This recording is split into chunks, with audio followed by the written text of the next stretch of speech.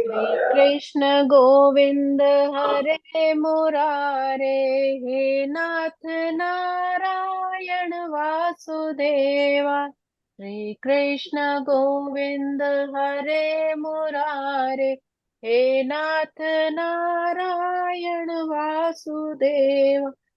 पित मात स्वामी सखा हमारे, हे नाथ नारायण वासुदेवा। श्री कृष्ण गोविंद हरे मुरारे, हे नाथ नारायण वासुदेवा। राधे कृष्ण राधे कृष्ण राधे राधे कृष्ण कृष्ण राधे कृष्ण राधे कृष्ण राधे राधे कृष्ण कृष्ण राधे कृष्ण राधे कृष्ण राधे राधे कृष्ण कृष्ण राधे कृष्ण राधे कृष्ण राधे राधे कृष्ण कृष्ण राधे कृष्ण राधे कृष्ण राधे राधे कृष्ण कृष्ण।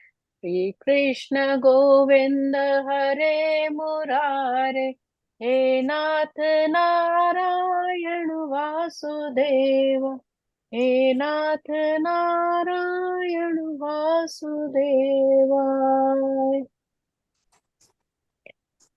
वसुदेव सुतं देवं कंस चाणूरमर्दनं, देवकी परमानन्दं कृष्णं वन्दे जगद्गुरुं, कृष्णं वन्दे जगद्गुरुं। इस संपूर्ण संसार के सर्वप्रथम गुरु श्री कृष्ण के चरणों में हमारा कोटि कोटि प्रणाम है, उनकी हम वंदना करते हैं। ओम श्री परमात्मने नमः। श्रीमद् भगवत गीता अथ षष्ठोऽध्यायः। हाँ जी, प्रभु की प्यारी साथ संगत जी, हम बहुत ही सुंदर छठे अध्याय का श्रवण कर रहे हैं, जिसमें श्लोक क्रमांक हमने 12 तक श्रवण किए। अध्याय का नाम है आत्म संयम योग, जिसमें भगवान हमें योग साधना के बारे में बता रहे हैं कि किस तरह मनुष्य को ध्यान में जाकर मेरी प्राप्ति कर सकता है। इससे पहले हमने ज्ञान संन्यास योग के बारे में 5वें अध्याय में श्रवण किया था कि संन्यास के द्वारा कैसे प्रभु भक्ति की जा सकती है, कर्म योग, ज्ञान संन्यास योग, और अब इसमें भगवान बता रहे हैं आत्म संयम योग, अर्थात अपने आप पर किस तरह संयम पाना है, अपने मन को इंद्रियों को कैसे नियंत्रण में रखना है और साधना करते हुए उस प्रभु की प्राप्ति करनी है। थोड़े से नहीं पिछले भाई मुझ श्लोक पर का पड़ता है। सारांश लेते हुए हम आगे बढ़ेंगे। क्या तो क्या भगवान ने पिछले क्या श्लोकों में हाँ, पिछले श्लोकों में भगवान ने बताया कि वही योगी है जो अपने मन और इंद्रियों को एकत्रित करके किसी एकांत स्थान में बैठ जाता है और अपनी आत्मा को निरंतर उस परमात्मा में लगाता है, अपने मन को शांत रखता है, और उसके जहां पर वो ध्यान लगाता है वो कैसी शुद्ध साफ सुथरी भूमि पर वो आसन उसको लगाना चाहिए, और उसका मन बिल्कुल भी बाहर की दुनिया से बिल्कुल अलग हो जाए और सिर्फ परमात्मा के भजन में ही लगा रहे। तो इस तरह जहां उसका मन शांत होगा वहीं परमात्मा में उसका मन भी टिकेगा। अब इसी साधना में आगे भगवान 13वें और 14वें श्लोक में क्या बता रहे हैं। समंकाय शिवो ग्रीवं धार्यञ्चलं स्थिरः स्थिरः, संप्रेक्ष्य नासिकाग्रं स्वं दिशश्चाशनवलोकयन्, प्रशान्तात्मा विगतवीर ब्रह्मचारी व्रते स्थितः, मनः संयममच्चित्तो युक्त आसीत् मत्परः, समं काय शिरो ग्रीवम धार्यन् चलम स्थिरः। तो इसमें भगवान क्या बता रहे हैं, भगवान अर्जुन को बता रहे हैं कि योगाभ्यास करने वाले को चाहिए कि वो अपने शरीर, गर्दन और सिर को बिल्कुल सीधा रखे और नाक के अगले सिरे पर दृष्टि को लगाए। नाक के अगले सिरे पर दृष्टि लगाने से क्या होता है कि जो हमारे नासाग्रा का अगला सिरा होता है, यहाँ से हमारी सूरत ऊपर जाती है, दोनों भवों के बीच में जहाँ हम तिलक या बिंदी लगाते हैं वहां आज्ञा चक्र होता है, जिससे कहते हैं थर्ड आई, वहां से सूरज जागती है। तो ध्यान को ऊपर की ओर खींचने के लिए भगवान कह रहे हैं कि नाक के जब अगले सिरे पर दृष्टि जाती है तो धीरे धीरे मनुष्य का मन ध्यान में जाता है। इस प्रकार वह अविचलित तथा दमित मन से, भय रहित विषय जीवन से परिपूर्णता मुक्त होकर अपने हृदय में मेरा चिंतन करे और मुझे ही अपना चरम लक्ष्य बनाए। तो इस तरह भगवान बता रहे हैं कि जब वो अविचलित होता है, बाहर की सांसारिक चीजों से उसका मन विचलित नहीं होता, भय रहित हो जाता है, बाहर से अपने आप को मुक्त करके अंतर्मुखी कर लेता है अपने हृदय को, और उसमें फिर मेरा चिंतन करता है, तो फिर वो मुझे ही प्राप्त करता है, मुझे ही अपना लक्ष्य चरम लक्ष्य बनाए, तो फिर वो अवश्य ही मुझे प्राप्त करता है। तो ये भगवान बहुत सुंदर हमें संदेश दे रहे हैं, क्योंकि मेन जो साधना का मतलब होता है वो यही होता है कि मूर्त से अमूर्त की तरफ जाना। जो हम राम कृष्ण या किसी भी परमात्मा का सिमरन भजन करते हैं, तो कभी कभी हमारा मन इतना मग्न हो जाता है, हम इतना धुन में खो जाते हैं कि हमें फिर वो मूर्त ध्यान ही नहीं रहती, और उसका रस जो उसकी परम शांति का हमें अनुभव होने लगता है। तो भगवान कह रहे हैं कि इस तरह अपने मन को मुझ में लगाना है, मतलब मूर्त से अमूर्त की तरफ जाना है, यही अध्यात्म का उचित मार्ग होता है। तो स्थूल से सूक्ष्म की ओर जाने का भगवान यहाँ पर रास्ता बता रहे हैं, किस तरह अपने मन को अंतःकरण में लगाना है और उस परमात्मा की भक्ति में लगाना है।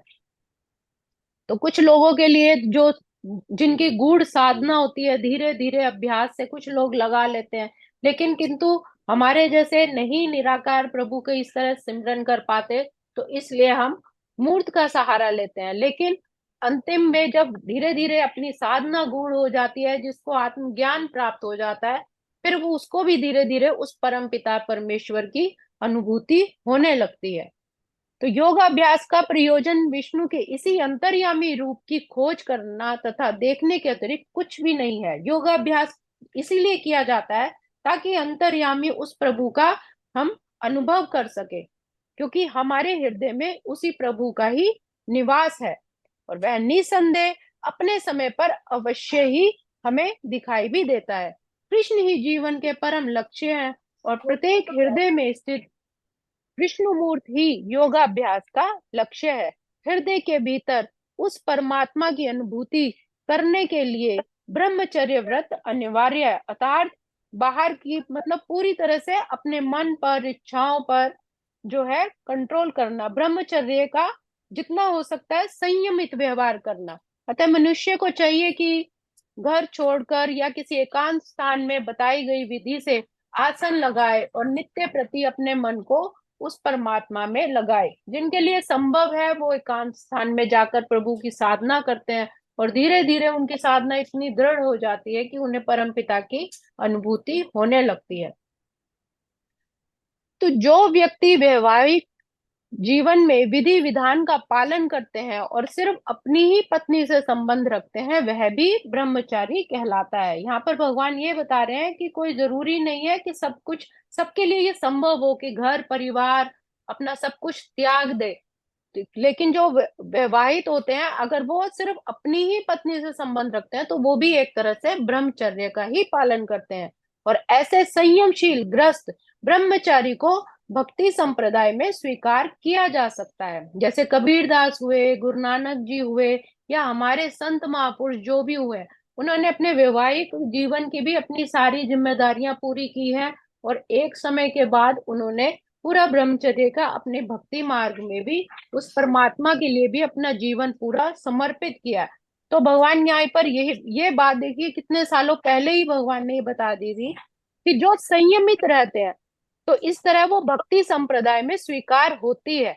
किंतु ज्ञान तथा ध्यान संप्रदाय वाले उसे ग्रस्त ब्रह्मचार्य में प्रवेश नहीं देते। जैसे जैन धर्म हो गया या बौद्ध धर्म हो गया, जो शुरू से ही बचपन से ही सब चीजों का त्याग कर देते हैं, फिर वो इस ग्रस्त में ब्रह्मचार्य, फिर उसमें वो प्रवेश उसको नहीं मानते। तो अलग अलग मत का अलग अलग है, किंतु सबका गंतव्य एक ही है। जब उनकी शुद्ध भक्ति हो जाती है तो वो परम पिता की परमात्मा के लिए ही करते हैं। क्योंकि भक्ति संप्रदाय इतना शक्तिशाली है कि भगवान की सेवा में लगे रहने से वह स्वतः ही उसका भोग विलास का आकर्षण त्याग देता है। धीरे धीरे जब उनकी भक्ति इतनी प्रगाढ़ हो जाती है तो अपने आप ही उनका मन जो है वो बाहर के भोग विलास से उठ जाता है। कहने का भाव है कि जिसका अंतःकरण शांत हो गया, मन में भोग विलास की इच्छाएं खत्म हो गई हैं, भय रहित हो गया है, ब्रह्मचर्य में स्थित होके उसका मन शांत हो गया है, तो योगी मन वाले को परमात्मा में ध्यान लगाकर उसका ही भजन सिमरन करना चाहिए और अपनी सांसों का नियमित गहरे लंबे श्वासों का अभ्यास करना चाहिए, जिससे उस मनुष्य के उसके अंतर मन में ध्यान ज्यादा लगता है, मन शांत होता है, और जितना मन शांत होगा तो उतना ही उसकी परमात्मा में भक्ति भी बढ़ेगी।